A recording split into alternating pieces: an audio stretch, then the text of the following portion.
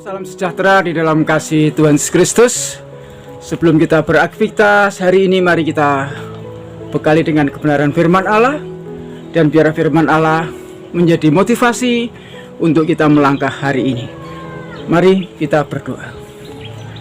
Segala puji dan syukur kembali kami naikkan kepada Bapa di surga, yang mana Tuhan sudah berikan sehat, berikan kuat bagi kami, sehingga kami boleh ada sebagaimana ada pagi hari ini. Sebelum kami beraktivitas, kami ingin dengarkan kebenaran firman-Mu.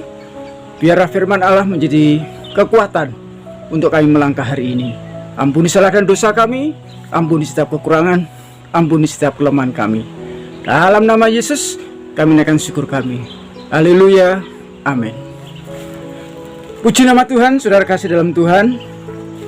Mari kita buka Alkitab kita di dalam Mazmur pasal yang ke-37, ayat yang ke-23 dan 24. Berkata demikian bunyi firman Tuhan. Tuhan menetapkan langkah-langkah orang yang hidupnya berkenan kepadanya. Apabila ia jatuh, tidaklah sampai tergeletak, sebab Tuhan menopang tangannya. Puji nama Tuhan. Kebenaran firman Allah pagi hari ini kan berjudul kegagalan.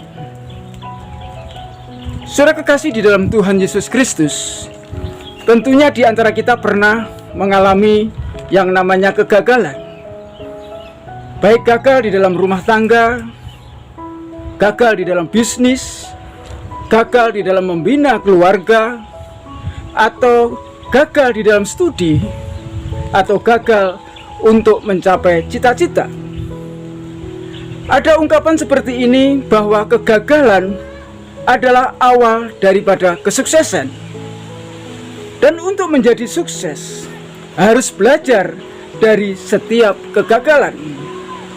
Tapi tidak sedikit orang yang menjadi lemah, menjadi frustasi, tidak bergairah lagi dengan seringnya mengalami kegagalan.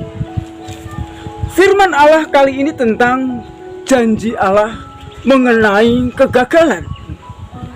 Janji Allah mengenai kegagalan di dalam kehidupan kita. Janjinya yaitu tidak akan dibiarkan sampai tergeletak apabila anak-anak Tuhan yang hidupnya berkenan kepadanya. Artinya berkenan kepada Tuhan. Saudara kekasih di dalam Tuhan Yesus Kristus yang mengalami kejatuhan, anak-anak Tuhan yang mengalami kejatuhan, bukan jatuh karena terantuk batu atau terpleset oleh pisang, tetapi jatuh dalam arti gagal dalam menghadapi perjalanan hidup.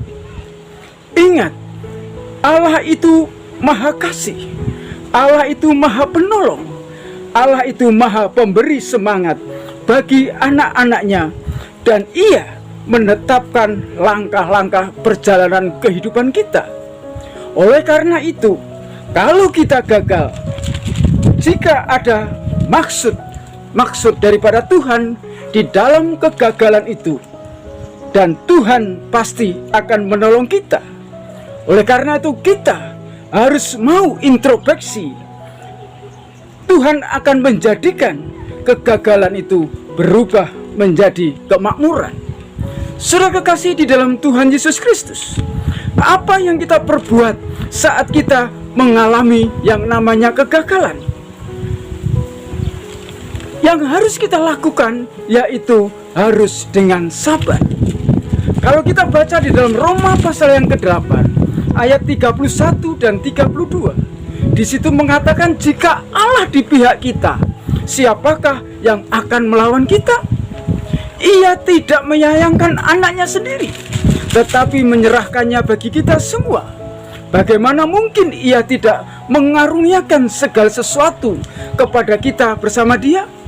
Saudara, itu artinya di dalam kegagalan Tuhan tetap dan selalu menolong kita.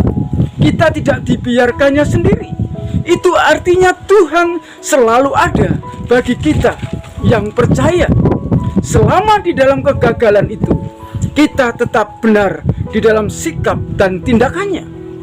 Di situ firman Allah mengatakan sesuatu pada bersama. Apa artinya Tuhan tetap dan selalu menolong kita itu artinya selalu di dalam kehidupan saya dan saudara akan tetap ditolong oleh Tuhan. Firman Allah mengatakan, bagaimana mungkin ya Ia tidak mengaruniakan segala sesuatu ya.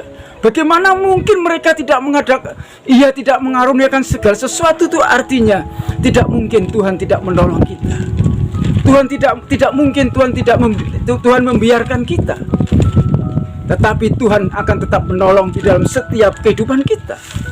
Kalau Amsal 24 ayat yang ke-16 berkata, sebab 7 kali orang benar jatuh, namun ia bangun kembali. Artinya saudara kekasih di dalam Tuhan, tidak boleh menyerah, tetap andalkan Tuhan. Walaupun kesulitan-kesulitan terjadi di dalam setiap perjalanan kehidupan kita. Apa janji Tuhan bagi kita saat kita mengalami yang namanya kegagalan?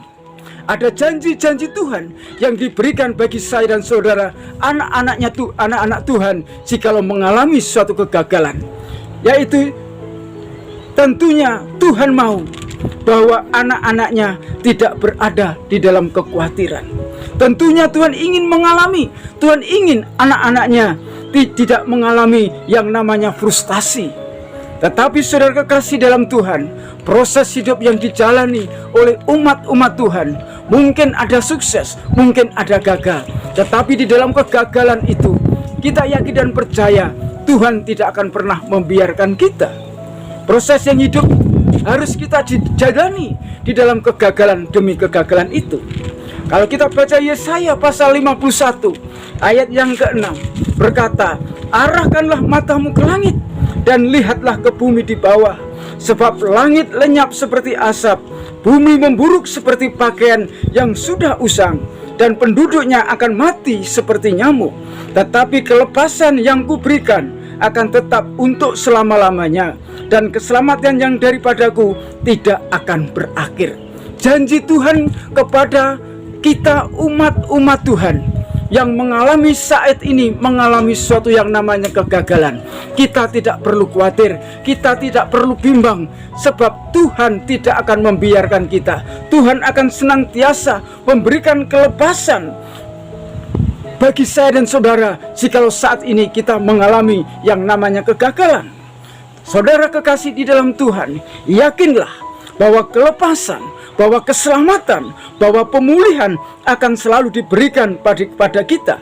Kalau saat ini kita sedang mengalami kegagalan, ingat firman Tuhan yang sudah kita baca. Dia menetapkan langkah-langkah orang yang benar di hadapan Allah. Boleh jatuh tetapi tidak tergeletak. Itu artinya janji-janji kelepasan, janji-janji Tuhan terhadap umat-umatnya tidak semena-mena begitu saja, tetapi akan dibuktikan bahwa Allah sanggup menolong di dalam setiap kehidupan kita. Tetap semangat, tetap berharap pada Tuhan. Tuhan Yesus memberkati. Mari kita berdoa. Terima kasih Tuhan atas kebenaran firman-Mu yang boleh kami terima saat pagi hari ini. Mungkin kami mengalami suatu kegagalan, baik gagal di dalam keluarga, gagal dalam bisnis saat ini, gagal di dalam kami bersosialisasi, gagal di dalam kami usaha maupun studi. Tuhan, kami percaya bahwa kegagalan ini akan membawa suatu kemenangan bagi kami selama kami percaya kepada Tuhan. Engkau tidak akan pernah membiarkan anak-anak-Mu jatuh sampai tergeletak, tetapi Engkau akan memulihkan kami. Kami percaya, kami imani janji-janji Tuhan terhadap kehidupan kami saat hari ini. Langkah kami hari ini kami serahkan di dalam tangan kuasa Tuhan. Kami percaya ada suatu kesuksesan, ada suatu keberhasilan bagi kami, bagi keluarga kami, sehingga nama Tuhan boleh kami permuliakan. Terima kasih Tuhan, ampuni salah dosa kami, ampuni setiap kekurangan dan kelemahan kami. Dalam nama Yesus Kristus kami naikkan syukur kami. Haleluya, amin. Di nama Tuhan, salam, selamat beraktivitas. Tuhan Yesus memberkati, amin.